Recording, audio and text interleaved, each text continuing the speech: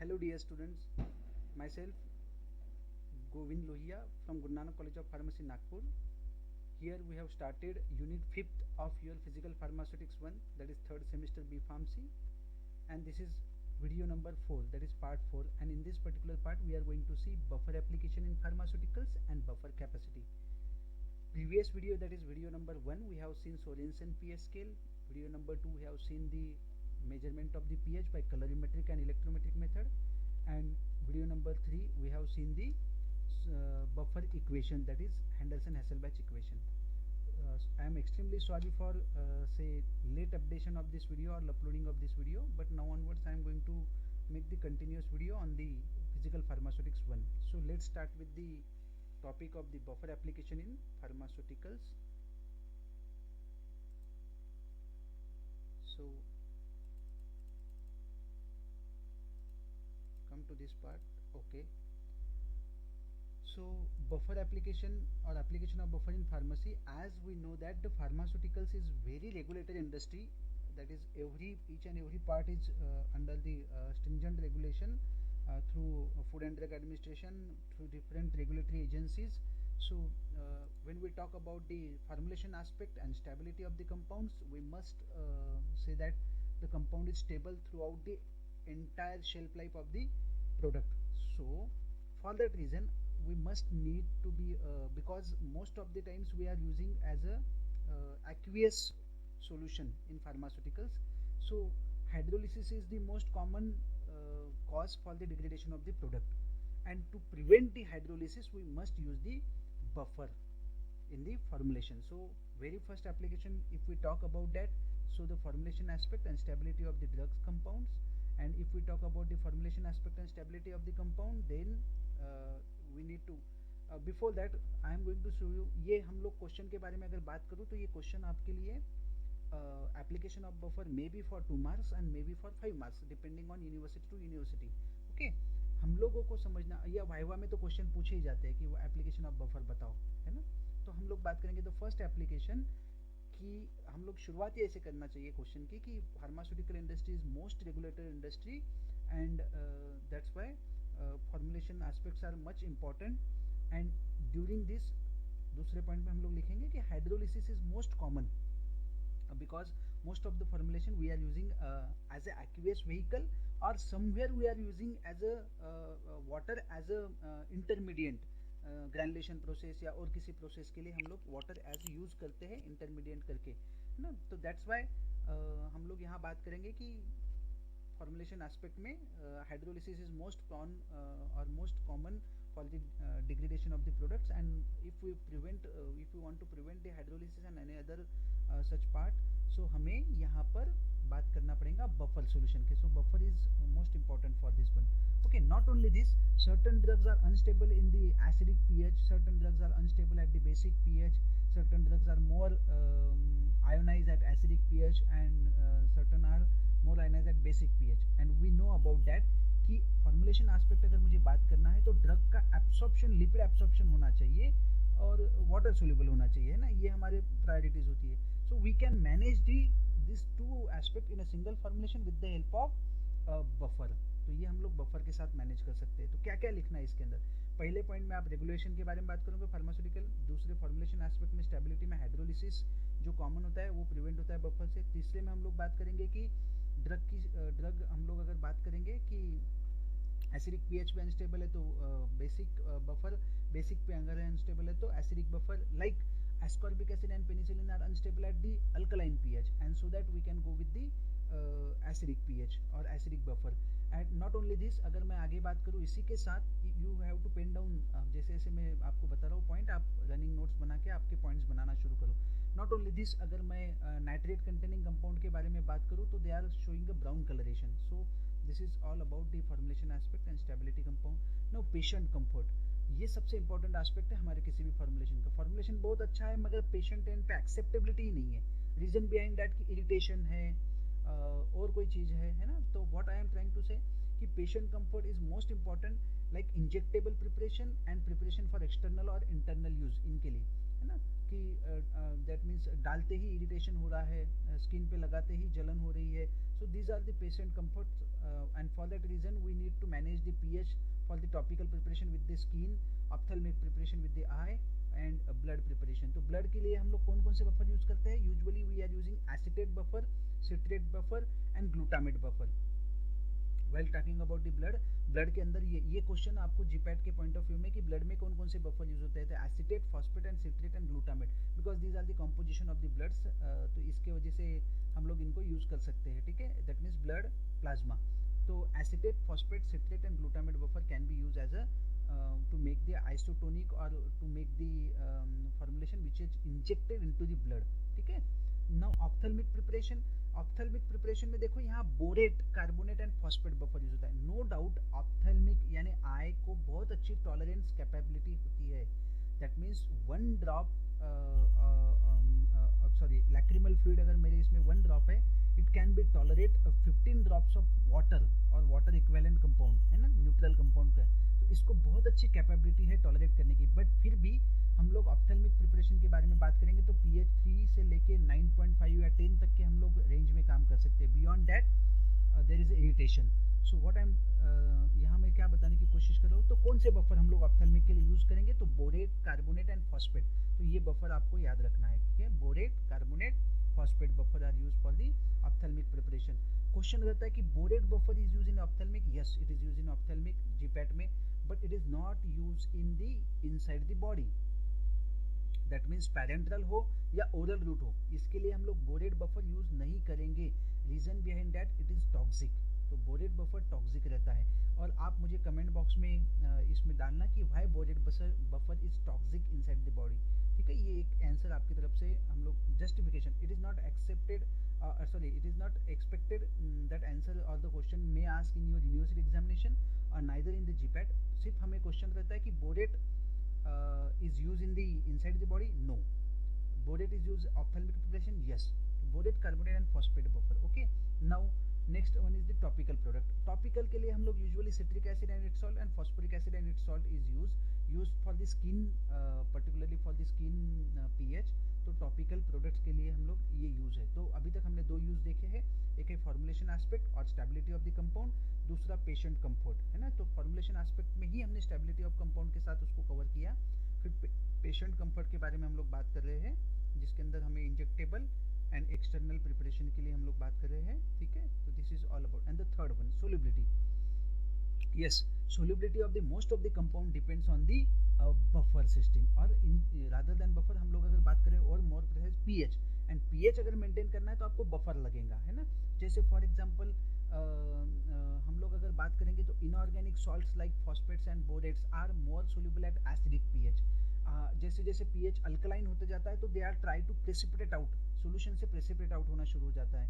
Likewise most of the compound की solubility pH dependent होती है, and that's why solubility is most important aspect in the buffer application of the buffers. So while by changing the pH or buffer system, we can change the solubility of a drug.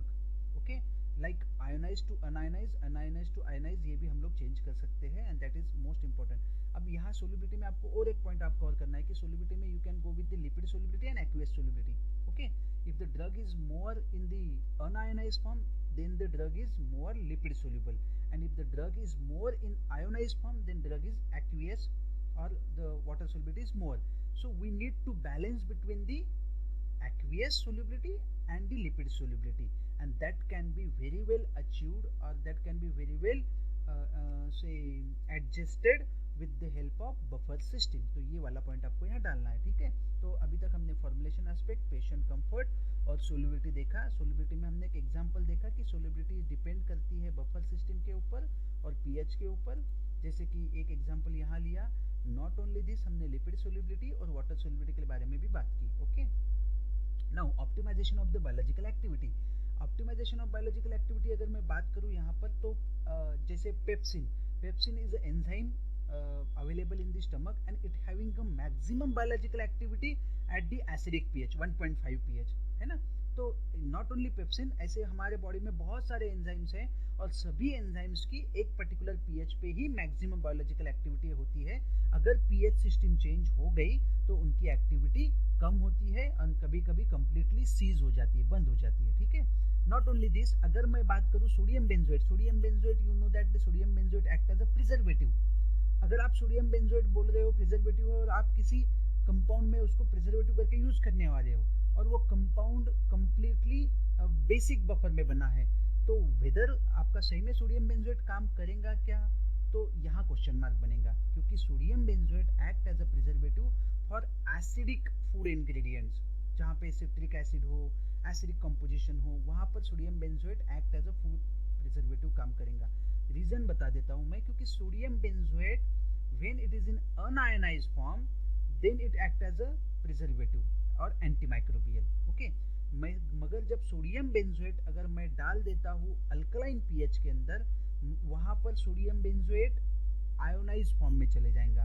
अगर sodium benzoate ionise हो जाएगा तो इसका as a preservative आपका काम करना बंद करेगा और आपको यहाँ पे अल्टीमेटली कॉन्सेंट्रेशन बढ़ाना पड़ेगा सोडियम बेंजोएट का as a preservative, and which is not recommended. एक बियॉन्ड सर्टन लिमिट हम लोग किसी भी प्रिजर्वेटिव का कॉन्सेंट्रेशन नहीं बढ़ा सकते, और अगर हम लोग बढ़ाते हैं तो वो एक्सेप्ट नहीं होता है क्वालिटी चेक्स में। ठीक है, तो सोडियम बेंजोएट जैसा कंपाउंड, हम लोग ऑप्टिमाइजेशन ऑफ बायोलॉजिकल एक्टिविटी में बात कर रहे हैं, हम लोग यहाँ यही लिखेंगे कि most of the compound shows the maximum biological activity at particular buffer pH, like a pepsin, acidic pH. Sodium benzoate act as a preservative or antimicrobial in acidic pH. If why is it act as a in acidic pH? Because हम लोग यहाँ बताएंगे कि वो unionised form में अगर होगा sodium benzoate तो ही वो काम करेगा as a antimicrobial. Ionized form में हो जाएगा तो ये एंटीमाइक्रोबियल करके काम नहीं करेगा, और वो आयोनाइज्ड फॉर्म में कहाँ रहता है तो अल्कलाइन पीएच में रहेगा।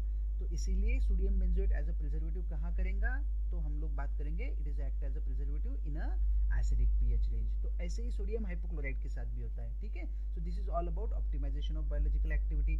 Now next analytical laboratory, again ये आपकी ही लेबोरेटरीज की बात होती है। यहाँ अगर मैं बात करूँ calibration of pH meter, this is one of the important aspect, आपको कैलिब्रेट करना पड़ता है। और वहाँ आप देखो आपके पास एक बफर के कैप्सूल रहते हैं आपके लेबोरेटरीज में, बफर कैप्सूल, आपको उसका एक सोल्यूशन बनाना पड़ता है 100 ml का with distilled water, and you can use as a that particular buffer solution to calibrate the pH meter. So analytical laboratory, yes, application of buffer are most important in analytical laboratory.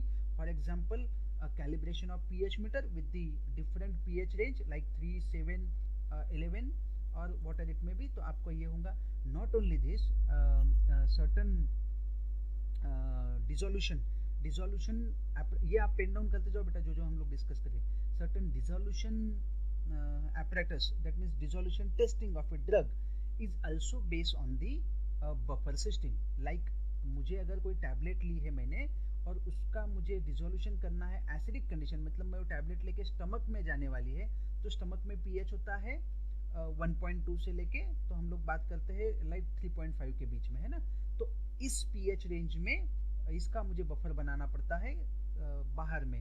तो हम लोग पहला analytical laboratory में बताएंगे कि in the calibration of the pH meter, for example pH can buffer can be prepared with 3, 7 and 11 pH and can be and the pH meter is calibrated with the prepared buffer.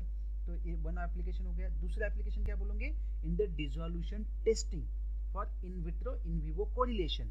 In the dissolution testing में आप क्या करोगे कि आपको buffer बनाना पड़ेगा। That means हम लोग buffer system बनाते हैं like to mimic the inside situation. Stomach का पीएच होगा तो स्टमक का, और इंटेस्टाइन का होगा तो इंटेस्टाइन का, लाइकवाइज। ठीक है, so this is analytical laboratory. And the next drug as a buffer, ये थोड़ा सा अलग कंसेप्ट आता है, मगर इसको हम लोग एप्लीकेशन में ही कवर कर रहे हैं। Major application formulation aspect, patient comfort, solubility, optimization of biological activity and analytical laboratory. So 1, 2, 3, 4, 5 these are the major application. Sometimes हम लोग बात करेंगे application of buffer में drug as a buffer you can cover, या एक अलग से topic पूछा जा सकता है आपको कि how drug act as a buffer। तो एक एग्जांपल दिया है सैलिसिलिक एसिड का आपके बुक में। ठीक है, तो उसको समझाने के लिए I can go with this one। okay, हम लोग यहाँ बात करते हैं ड्रग एज बफर में। तो सैलिसिलिक एसिड अगर हम लोग किसी बॉटल में लेते हैं, कांच की बॉटल, सॉफ्ट बॉटल लेंगे, लेट अस कंसिडर कि ये मेरे पास सॉफ्ट बॉटल है, सॉफ्ट ग्लास की। तो जैसे मार्टिन ने बताया है सॉफ्ट ग्लास की बॉटल है। ठीक है, अब इसके अंदर हमने क्या बोला, सैलिसिलिक एसिड लिया। अब ये सैलिसिलिक एसिड का स्ट्रक्चर आपने बहुत बार बनाया भी है स्ट्रक्चर, एक जगह COOH होता है, एक जगह OH लगा देते हैं हम लोग, तो ये सैलिसिलिक एसिड का। Over the period of time what happens, ये जो कंपाउंड है इसमें से H+ निकलना शुरू हो जाता है और ये ऐसा बनेगा नेगेटिव और ये OH, ठीक है। तो ये आयनिक फॉर्म में आना शुरू हो जाता है, आयंस बनना शुरू हो जाता है, डिसोसिएट होना शुरू हो जाता है, H+ निकलना शुरू हो गया इसमें से। H+ निकला मतलब ये एसिड बनना शुरू हो गया है ना। जब H+ रिलीज हो जाता है, प्रोटॉन डोनर का कंसेप्ट आपको पता है, तो वो हम लोग एसिड बोलते हैं, ठीक है। अब यहाँ पर ये H+ निकलने से क्या होगा कि pH जो है उस सिस्टम का डिक्रीज होना शुरू हो जाएगा, क्योंकि H+ निकल रहा है। और कहा इस बॉटल में भर के रखा है हमने सैलिसिलिक एसिड का सॉल्यूशन। अब सॉल्यूशन अगर हमने भरा है सैलिसिलिक एसिड का, over a period of time हम लोग बात कर रहे हैं कि over a period of time उसमें से आपका H निकलना शुरू हो गया, तो pH कम कम होगा। मगर व्हाट हैपेंस कि ये जो आयन है, ये आयन ये बॉटल के अंदर सोडियम होता है ना। जो हम लोग बोलते हैं सिलिका से बनी है बॉटल, उसके अंदर हम लोग बोलते हैं कि सोडा लाइम होता है और बहुत सारी चीज़ें हैं, तो उसमें ये सोडियम होता है एक one of the metal composition, या हम लोग बोलते हैं कि सोडियम के ऑक्साइड से इसके अंदर, उसमें से सोडियम लीच आउट होना शुरू होता है। इसमें से सॉफ्ट ग्लास के बॉटल में से सोडियम निकलना शुरू हो गया, तो ये सोडियम किसके साथ जाएगा, तो ये इसके साथ जाएगा जो अभी आयन बना, और क्या बनाएगा, तो हमारे पास बनेगा सोडियम सैलिसिलेट, ये यहाँ लग जाएगा और ये OH। अब ये क्या बना आपके पास, ये बना सोडियम सैलिसिलेट, ठीक है। अब आपके पास एसिड कौन सा है, आपके पास एसिड है सैलिसिलिक एसिड, ठीक है। आपके पास उसी का करस्पॉन्डिंग कॉन्जुगेट बेस कौन सा है, this is weak acid, this is weak acid. उसी का कॉन्जुगेट बेस कौन सा है आपके पास, तो ये है सोडियम सैलिसिलेट, दिस इज हम लोग बोलेंगे कॉन्जुगेट बेस। और आपको मालूम है कि ये दोनों अगर मिक्स हो जाते हैं तो बफर सिस्टम बन जाती है। कौन सी बफर सिस्टम बनेगी, तो weak acid plus it's conjugate base अगर आपके पास है तो ये बन जाएंगी बफर सिस्टम। और ये बफर सिस्टम क्या करती है, this try to resist whatever the decrease in pH हुआ था ना आपका, उसको रेजिस्ट, बफर का काम ही वही है कि buffer is the system which try to resist the change in pH। तो ये बफर सिस्टम इसको रेजिस्ट कर, इसको हम लोग बात करेंगे जो डिक्रीज हो रहा है उसको चेंज करने का काम करेंगे, ठीक है। तो यहाँ तक तो हम लोग पहुंचे कि buffer system try to resist, यहाँ तक के ठीक है। अब ये हो गया, हम लोग वापस से बताता हूँ कि सॉफ्ट ग्लास के अंदर हमने सैलिसिलिक एसिड का सॉल्यूशन भरा, over a period of time उसमें से H+ निकलना शुरू हो जाएगा और वहाँ एक आयन बनेंगे, और उस आयन से क्या होगा, H+ निकलने से pH डिक्रीज होगा। मगर इसमें एक कॉम्पोजिशन है सोडियम, वो लीच आउट होता है, निकलना शुरू होता है, that sodium is react with the this particular ion, इसको बोलते हैं acetate salicylate ion. Salicylate ion के साथ रिएक्ट होकर सोडियम सैलिसिलेट बनाएगा, and sodium salicylate and this sodium salicylic acid act as a buffer system which resist the change in pH। But this buffer system is not strong, ये इतनी strong buffer system नहीं है कि जो change in pH with the associated of CO2 and other factor ये withstand कर पाए, तो ये इतनी स्ट्रॉन्ग नहीं है, ठीक है। एंड फॉर दैट रीजन उसके वजह से मुझे क्या करना पड़ेगा, एक्सटर्नल बफर सिस्टम डालना पड़ेगा। क्या करना पड़ेगा, एक्सटर्नल बफर सिस्टम डालना पड़ेगा, जो कि ये चेंजेस को प्रिवेंट करे, सैलिसिलिक एसिड की external buffer system. And this is the application of buffer, कि भले ही आपका drug act as a buffer system but it is not capable, then you need to add a external buffer system to prevent the change in pH. This is also applicable, यही चीज हम लोग देखेंगे, this is also applicable with the ephedrine and ephedrine hydrochloride। अगर मैं यहाँ पर बात करूँ again the same system with the ephedrine and ephedrine hydrochloride के साथ ऐसे ही हम लोग बात करेंगे। तो this is all about buffer, यहाँ तक तो समझ में आ गया आपको, ठीक है। तो now moving toward the next, अगला एप्लीकेशन अगर मैं बात करूँ तो colour indicator. Now most of the natural dyes, most of the compounds which can be used for the indicator are natural dyes, they are weak acid, either weak acid और either weak base. तो यहाँ पे क्या लिखना है आपको, most of the compound. अगर question 5 mark के लिए है तो आपको ये पूरा बड़ा इलेबरेट करना पड़ेगा। If the question is for 2 mark you can analyst the things, जितना आपके स्क्रीन पे अभी है उतना ही आप लिखो तो मोर देन इनफ है, ठीक है। अब अगर हम लोग कलर इंडिकेटर के बारे में बात करेंगे तो यहाँ हम लोग बात करेंगे कि most of the natural dyes or indicators are weak acid or weak bases and they are from the natural origin. Okay, जैसे कि red colour of cherry and Raspberry syrup, ये डिपेंड करता है पीएच, ये एसिडिक कंडीशन में ये colour देगा. As we goes on the changing the pH और buffer system, then it changes into the yellow colour. तो यहाँ पे हम लोग बात करेंगे. तो हाउ दी इंडिकेटर परफॉर्म. तो ये क्वेश्चन अगर अलग से पूछा, जैसे मैंने ड्रग एज बफर बोला कि 2 मार्क के लिए अलग से पूछा जा सकता है, तो यू आप जो हमने यहाँ पर लिखा अभी वो आप लिख सकते हो. ये पूरा की पूरा एक्टिविटी हम लोग वहाँ लिख सकते हैं.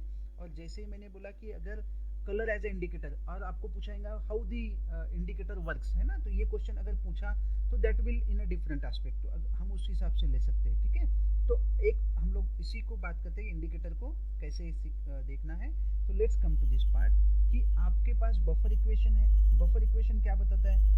PH is equal to pK plus log of, ये हम लोगों ने ऑलरेडी देखा है एंडरसन एसेलबैच इक्वेशन में, सॉल्ट अपॉन एसिड, ये हमने देखा. दिस इज फॉर एसिडिक, हम लोग बात करेंगे. पीओएच का अलग से रहेगा, ऐसा ही. ठीक है, अगर मैं यहाँ पर इंडिकेटर के बारे में बात करूँ, लेट अस कंसीडर कि मेरे पास कोई इंडिकेटर है, लाइक से H indicator which is acidic in nature. ठीक है, तो ये एसिडिक इंडिकेटर क्या होगा? एच इंडिकेटर मतलब एच लगा है इसके साथ, तो ये एसिडिक इंडिकेटर हुआ क्योंकि ये जब वाटर में जाएगा तो क्या रिलीज करेगा? ये एच जाएगा इसके साथ.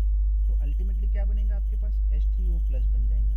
या आप H प्लस लेना हो तो H प्लस भी लो, यानी सिंपल ऐसा भी लिख सकते हो, मुझे कोई प्रॉब्लम नहीं. H indicator H plus plus ion minus, there is no issue, है ना. बट H2O के साथ जाएगा तो हम लोग बोलते हैं कि ये H3O प्लस बनाएगा और आयन इंडिकेटर. तो ये मार्टिन के हिसाब से चल रहे हैं, तो इसीलिए मैं बता रहा हूँ कि ये लिखो. ठीक है, H indicator plus H2O. If the separate question ask तो इतना डिटेल में लिखना पड़ेगा आपको. अब क्या होता है कि जब मेरे कंपाउंड हम लोग डाल रहे हैं यहाँ पर, और कंपाउंड के अंदर हम लोगों ने हम लोग वी डिस्कस अबाउट दैट कि एसिडिक पीएच है, तो वहाँ पे बफर में ऑलरेडी H प्लस ज़्यादा है, तो ये डिसोसिएट होगा ही नहीं इंडिकेटर, ये डिसोसिएट नहीं होगा. तो हम लोग क्या बोलेंगे, इसका कलर कौन सा है? तो एसिड कलर रहेगा. ठीक है, और अगर आपके जो सिस्टम है उसके अंदर H प्लस कम है, और कम का मतलब वहाँ अगर हम लोग बात करें मे भी वहाँ पर बेसिक बफर की तरफ होगा, तो H इंडिकेटर डिसोसिएट होना शुरू हो जाएगा और H प्लस बनाएगा, क्योंकि वो बनाना ही है H प्लस. क्योंकि ये हम लोग पहले ही बात करें कि ये क्या है, आइदर वीक एसिड रहते हैं ये या वीक बेस होते हैं. तो अभी ये क्या होगा? वीक एसिड है. अब इसके सामने अगर हमने बफर सिस्टम वाला यूज किया होगा तो वो एसिड इससे स्ट्रांग होगा, तो इसका जो H इंडिकेटर का है वो सप्रेस हो जाएगा. ये तो डिसोसिएट होगा नहीं, क्योंकि उसके सामने उससे बड़ा एसिड खड़ा है बफर में, तो ये इसको डिसोसिएट होने नहीं देगा. तो अभी इसका कलर कौन सा रहेगा? एसिड कलर का. मगर जैसे ही मैं बोल रहा हूँ कि अगर मेरे पास बफर सिस्टम में बेसिक कंडीशन रहेंगी तो एट दैट टाइम ये डिसोसिएट होगा, और डिसोसिएट होकर ये चीज बनाएगा, तो हमें कौन सा कलर मिलेगा? तो हमें मिलेगा बेसिक कलर, है ना, बेसिक कलर. तो बेसिक कलर कौन देगा? तो ये इंडिकेटर, ये आयोनाइज वाला देगा, है ना, ये आयोनाइज वाला देगा. तो basic colour usually given by the ionize one. ठीक है, तो अब अगर हम लोग एसिडिक कंडीशन में कोई भी एसिडिक ड्रग डालते हैं या ये कुछ डालते हैं, तो हमको मालूम है कि वो अनआयोनाइज फॉर्म में रहता है. मगर यही कंपाउंड अगर मैं बेसिक में डालूं तो वो आयोनाइज बनेगा, तो ये कलर आयोनाइज हो जाएगा, तो ये बेसिक कलर मिलेगा आपको. ठीक है, इतना सिंपल सा है. तो यहाँ तक तो हम लोग पहुंचे, और यहाँ मैं आपको समझा रहा हूँ कि ये अब इसी इक्वेशन में अगर मैं बात करूँ आपको समझाने की, तो which one is act as acid and which one is act as a salt, तो हम लोग बोलेंगे कि दिस वन इज एसिड 1, ये एसिड 1 है क्योंकि ये डोनेट कर रहा है, ये बेस है ना, ये बेस बना, ये एसिड 2 बना, ये बेस 1 बना, ये एसिड 2 बना एंड ये एसिड बेस 1 बना, है ना. ऐसे हम लोग इसको एसिड बेस के कैलकुलेशन करेंगे, मगर ये आपको अभी फिलहाल रिक्वायरमेंट में नहीं है. आपको सिर्फ इतना समझना है कि how the pH indicator work. ठीक है, तो हमने बताया कि H indicator usually weak acid है जो कि पानी में जाएगा और डिसोसिएट होगा. अगर उससे स्ट्रॉन्ग एसिड वहाँ पर है या बफर सिस्टम है या एसिडिक पीएच है, तो ये डिसोसिएट नहीं होगा and showing the colour of acid colour. If the buffer system is basic over there, तो ये डिसोसिएट होगा and whatever the colour is due to the ionization of this die.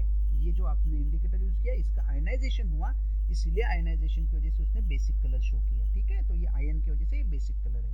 अब अगर मैं बात करूं तो इसको इन केस अगर मुझे लिखना है या और किसी इसमें बात करना है तो हम लोग यहाँ लिख सकते हैं ना, P H is equal to, अब पी के ए के बजाय मैं पी के इंडिकेटर यूज करता हूँ, वर्ड पी के इंडिकेटर है ना, या के an indicator, plus log of salt के बजाय मैं यहाँ पे आई एन यूज कर लूँ, ये सॉल्ट था मेरे पास आई एन, और यहाँ मैं यूज करूँगा H I N, weak acid as it is. ठीक है, ये एक इक्वेशन बना हमारे पास।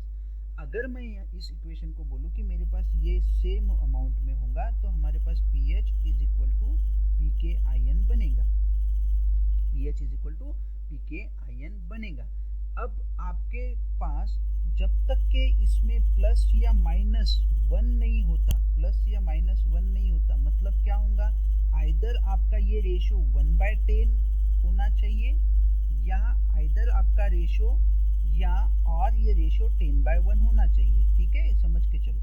अगर ये रेशो 1/10 है तो ये -1 होगा, ये वैल्यू -1 हो जाएंगी, यानी आपको यहाँ लिखना पड़ेगा P H is equal to P K I N -1, किसके लिए, ये चीज के लिए। ठीक है, अगर 10/1 होगा तो log 10 की वैल्यू आपको मालूम है क्या, यानी ये I N by H I N 10/1 अगर होगा, you know the value of log 10 is 1, तो क्या होगा, ये इक्वेशन क्या लिखोगे आप उसके लिए, P H is equal to P K I N plus 1, ये हम लोग बात करेंगे। ठीक है, तो ये आपका एक इक्वेशन बनेगा। ये जितना भी पार्ट में यहाँ इंडिकेटर के बारे में डिस्कस कर रहा हूँ, ये GPAT point of view important रहेगा आपको, तो थोड़ा सा एक बार ओवरलुक करना। ठीक है, सो अगर आप बात करोगे तो buffer shows the greatest efficiency at P H is equal to P K, buffer की इफिशियंसी कब रहेंगी ज़्यादा से ज़्यादा, जब मेरा P H is equal to P K होता है। यहाँ पर हमारे पास ये सबसे इंपॉर्टेंट पॉइंट है, ग्रेटेस्ट इफिशियंसी होती है, ये ध्यान में रखना। यहाँ सबसे इंपॉर्टेंट पॉइंट यही है, P H shows the greatest. इसको दूसरे वर्ड में अगर बात करना है कि आपके पास 50% आयोनाइज होगा एंड 50% अनआयोनाइज होगा, दोनों तरह से मैं यही के ये क्लियर कर देता हूँ आपके कंसेप्ट। तो थोड़ा सा ध्यान में रखना कि P H is equal to P K जब होगा तब ग्रेटेस्ट इफिशियंसी होगी बफर की, और जब मेरे पास या तो फिर मेरे पास 50% आयोनाइज एंड 50% अनआयोनाइज होगा तब मेरे पास ग्रेटेस्ट इफिशियंसी होगी, या मेरे पास जो सॉल्ट है is equal to weak acid, इनके कॉन्सेंट्रेशन इक्वल होंगे, कॉन्सेंट्रेशन इक्वल होंगे। दैट मीन्स सॉल्ट का कॉन्सेंट्रेशन 50 तो वीक एसिड का भी 50, तो 50/50 1 होगा, लॉग ऑफ 1 की वैल्यू आपको मालूम है 0, इसलिए P H is equal to P K बनेगा वहाँ पर। ठीक है, ये इक्वेशन के साथ ही हमें चलना है सब कुछ। ठीक है, तो यहाँ हम लोगों ने बात किया कि ये ऐसे चीज़ होंगी आपके पास। तो हम लोग यहाँ समझा रहा हूँ कि पी एच इंटरवल में हम लोग जब ग्रेटेस्ट इफिशियंसी कब मिलेंगी आपको, जब P H is equal to P K होगा बफर इफिशियंसी में। यहाँ मैं समझा रहा हूँ कि आपको अगर पूछा कि इंडिकेटर में व्हाट इज द इक्वेशन, तो आप इंडिकेटर में यहाँ बात करोगे कि पी एच का इक्वेशन का क्या रहेगा, इंडिकेटर का P H is equal to, ये ध्यान में रखना, ये इक्वेशन आप लिख के रख लेना, P K I an indicator plus minus 1, ये वैल्यू से पी एच इंडिकेटर काम करेगा। अब मैं बात कर रहा हूँ कि ये प्लस माइनस 1 ही क्यों बोला मैंने, सर आप ये भी बात कर सकते कि 1/5 होता तो चलता क्या, या 5/1 होता तो चलता क्या, है ना, 5/1 भी। मैं यहाँ क्लियर कर दूँ आपको कि मैं प्लस माइनस 1 इसलिए बोल रहा हूँ कि ये प्लस माइनस 1 के बाहर अगर या अंदर चले जाता है ना, 0.1 से चेंज हो रहा है, 0.2 से चेंज हो रहा है, तो डेट इज नॉट डिस्टर्न चेंज, वो डिस्टर्न चेंज नहीं होगा। डिस्टर्न चेंज का मतलब हमारे आईज से, नेकेड आईज से या आईज से हम लोग बात करेंगे, we can not identify the change.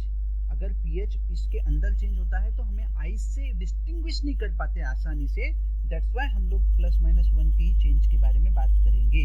अगर वाइवा में पूछा आपको कि प्लस माइनस 1 ही क्यों बात किया आपने, प्लस माइनस 0.5 क्यों नहीं लिखा यहाँ पर, तो हम लोग बोलेंगे कि 0.5 का जो पीएच चेंज है दैट मीन 6.5 से 7 के तरफ अगर हम लोग चले जाते हैं तो it is not practically measure और डिसन और डिस्टिंग्विशेबल और आइडेंटिफिकेशन हम लोग बोल सकते हैं बाय नेकेड आईज।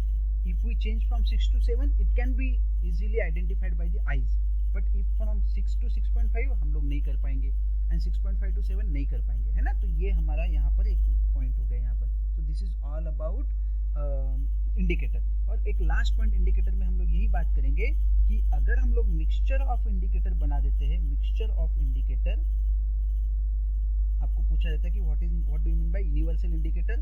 तो मिक्सचर ऑफ इंडिकेटर अगर हम लोग बनाते हैं और उसका पीएच वो बताता है 1 से लेके 12 के बीच में, इतने वाइड रेंज तक के वो बताता है चेंज इन कलर, तो हम लोग बोलेंगे this is to be called as pH indicator, या सॉरी उसको हम लोग बोलेंगे यूनिवर्सल इंडिकेटर। क्या बोलेंगे हम लोग? Universal indicator. ये बहुत इंपॉर्टेंट है, यूनिवर्सल इंडिकेटर यानी क्या? तो it is a mixture of indicator and that can use to identify the pH from 1 to 12। So this is called as universal. एक बार डाल दो तो आपका पीएच 1 से लेके 12 तक चेंज होते हुए वो दिखाएगा। सो this is all about particularly pH indicator. Not इतना आपको श्योर है कि हम लोग यहाँ बात करेंगे कि इसमें इतना नहीं पूछा जाएगा एप्लीकेशन में। एप्लीकेशन में इतना भी लिखो आप तो मोर देन इनफ है। दिस इज जो भी हमने अभी तक सैलिसिलिक एसिड का ड्रग एज बफर और कलर इंडिकेटर, वो जीपैट पॉइंट ऑफ व्यू आप ध्यान में रखना कि कैसे पीएच या बफर इंडिकेटर कैसे काम करता है, ये जरूरी है आपको, ठीक है। वो फिनोलॉक्थिलीन हो या और कोई हो, इसी एंगल में काम करेंगे, ठीक है। सो दिस इज दी, ये टेबल बहुत अच्छी से देख के जाना। आपको यहाँ पे जैसे पूछा जाता है कि thymol blue is shows the red colour in acid and yellow colour in base, the statement is correct. तो आपको ये स्टेटमेंट सही है मोस्ट ऑफ द टाइम, है ना। यहाँ देखो फिनॉल रेड, क्रिसॉल रेड और thymol blue in alkaline range, है ना।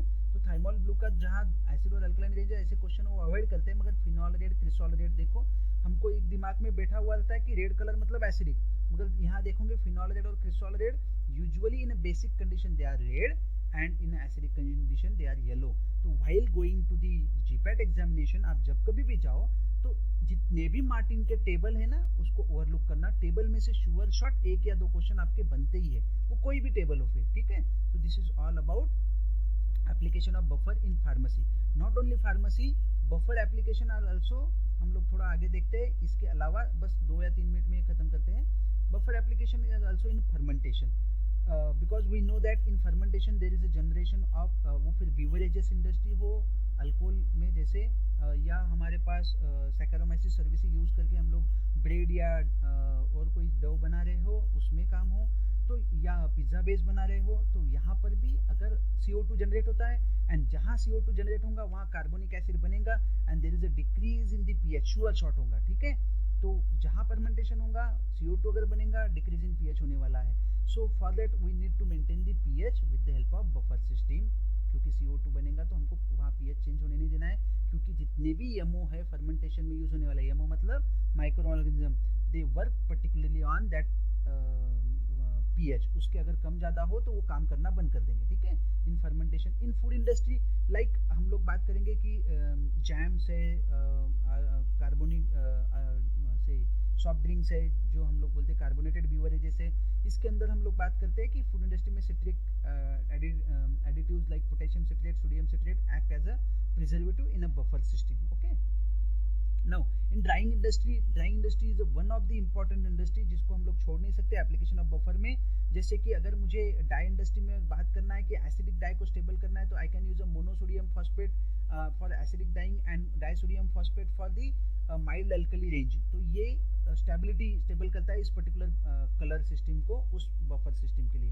तो मोनोसोडियम हम लोग बात करेंगे phosphate is use for the acidic dyeing and disodium phosphate for the mild. आपको सिर्फ यहाँ पे याद रखना है कि apart from that pharmaceutical industry, in fermentation, in food industry, in dyeing industry, if you able to answer this और pen down कर सकते हो इसको, तो वेल एंड गुड, बहुत अच्छी बात रहेंगी आपके आंसर के लिए, okay. And the cosmetic industry again like shampoos, creams, हम लोग लोशंस जो कि स्किन को लगाते हैं, if they are not having the pH with the skin और apart from the, that means हम लोग बात करेंगे हेयर के लिए shampoo, so they can what I am saying irritant to the skin. Not only this, अगर मैं यहाँ आपको समझा दूँ कि शैम्पूज के अंदर हम लोग क्लिनसिंग एजेंट यूज करते हैं एंड द क्लिनसिंग एजेंट जो भी रहते हैं उनका सबका पीएच यूजुअली हायर साइड में होता है, यानी अल्कली साइड में होता है। सो टू बैलेंस दिस पीएच हम लोग यहाँ पर citric acid and sodium citrate जो कि स्लाइटली एसिडिक पीएच होता है वो डालते हैं, सो दैट वो हमारे पास जो क्लिनसर है उनके पीएच को बैलेंस कर पाए, ठीक है। तो cosmetic industry and the last one is the other industries like printing industry, glue industries and manufacturing of leather industries. तो tanning of leather, printing, glue, ये ग्लू का भी पीएच अगर थोड़ा बहुत भी चेंज हो जाता है तो विस्कोसिटी प्रॉब्लम, ड्राइंग जो होना चाहिए ग्लू का वो प्रॉब्लम है ना, तो there are some issues with the glue also, है ना, तो glue manufacturing. So these are the most important aspect of the buffer in pharmaceutical and allied industries like fermentation, food, dyeing and cosmetic industry and other industries. Okay, so मैंने try किया था कि यहाँ पे मैं आपका बफर कैपेसिटी भी cover कर लूँ, बट ड्यू टू हमारा टाइम ऑलरेडी 35 मिनट्स का वीडियो हो चुका है, तो हम लोग नेक्स्ट इसमें इसको कवर करेंगे बेटा। तब तक के लिए आपको जो भी अगर कोई भी प्रॉब्लम हो, आई नो दैट कि ये थोड़ा सा टॉपिक मैंने आज आपको दिया है, दैट मीन्स मेरे कैमरे से भी यूज़ किया है। अगर कोई भी प्रॉब्लम हो you can comment, ask me. Okay, so तब तक अगर आप सर्कुलेट करो मेरे वीडियो को, प्लीज़ सब्सक्राइब करो मेरे चैनल को। Okay, so thank you, see you in the next video. नेक्स्ट वीडियो में हम लोग कवर करेंगे बफर कैपेसिटी का जो हमारा बचा हुआ पार्ट है, maximum buffer capacity, that is again छोटा सा पार्ट बचा हुआ है। ठीक है।